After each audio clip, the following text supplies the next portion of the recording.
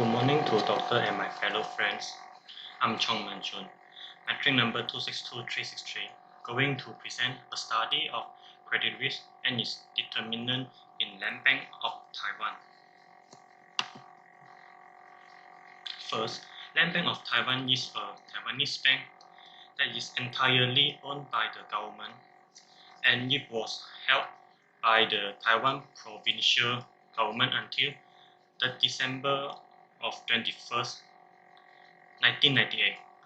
On 1st of July 2003, it was reorganized as the Land Bank of Taiwan Co. Limited.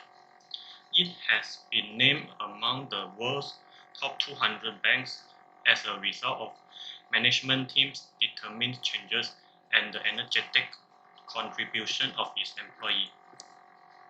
Moving on to the problem statement. The problem statement of Land Bank of Taiwan is the non-performing loan of the bank increased from 2016 to 2019, and it affects the credit risk of the bank.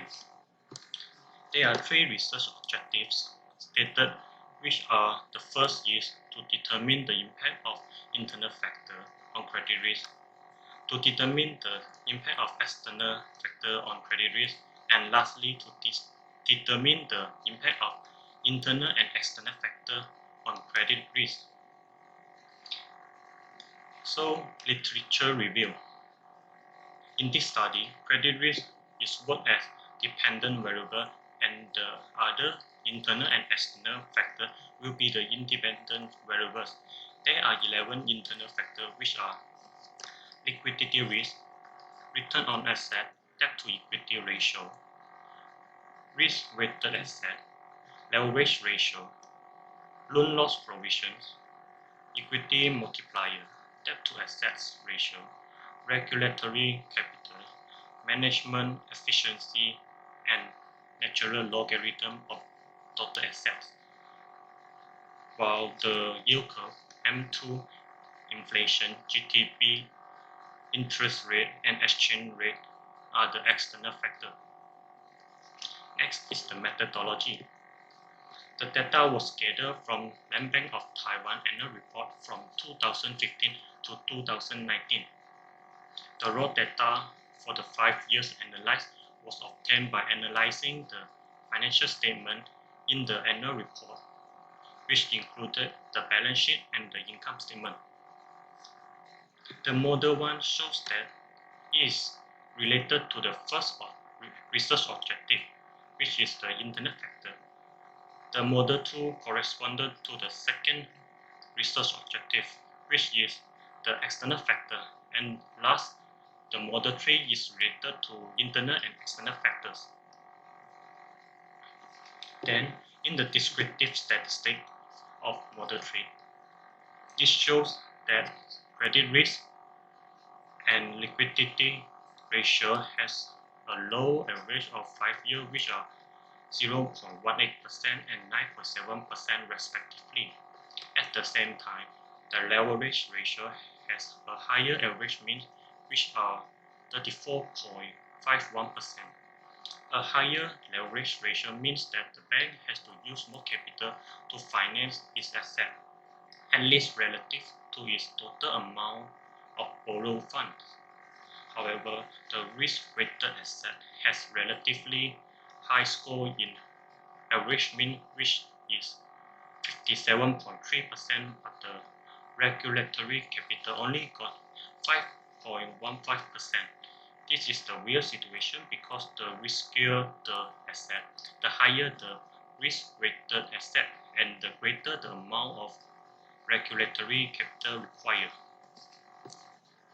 In the correlation table of third model, debt equity ratio shows that it is positively correlated with credit risk, which means that the increase of the DER will lead to the increase of credit risk, and is score 0.44. While the LN size and the MGT have a negative relationship with CR, which score 0.864 and 0.63 respectively. It illustrates that when LN size and MGT increase, the credit risk will decrease and vice versa.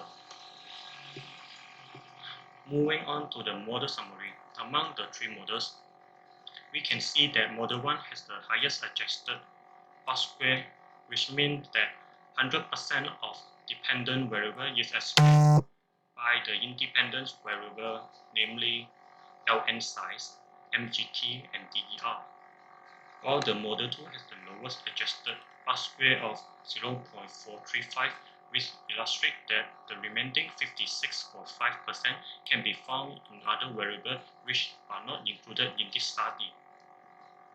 Furthermore, the ANOVA table and coefficient table only include that the independent variable which are LN size, MGT, and DER in model 1 shows that there are significant impact on credit risk with p-value equal to 0.003 less than 0.05.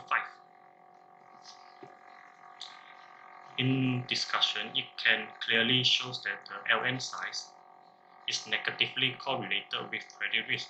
When the credit risk increase, the LN size decrease. This is an inverse relationship. In a nutshell, this study shows that LN size, debt to equity ratio, and MGT is significant to credit risk. Thus, model 1 is the most vital model because 100% of variation of credit risk in Land Bank of Taiwan, while model 2 is the least powerful model, which can only expand 43.5% of the variation of credit risk of Land Bank of Taiwan. According to the previous study by Dignati 2012, the higher the total asset owned by a bank will result in the lesser the non-performing loan and lead to the lower credit risk. For recommendation, I suggest that Land Bank of Taiwan has to increase their number of assets and decrease the debt-equity ratio to avoid the increment of the credit risk of the bank. That's all from me. Thank you.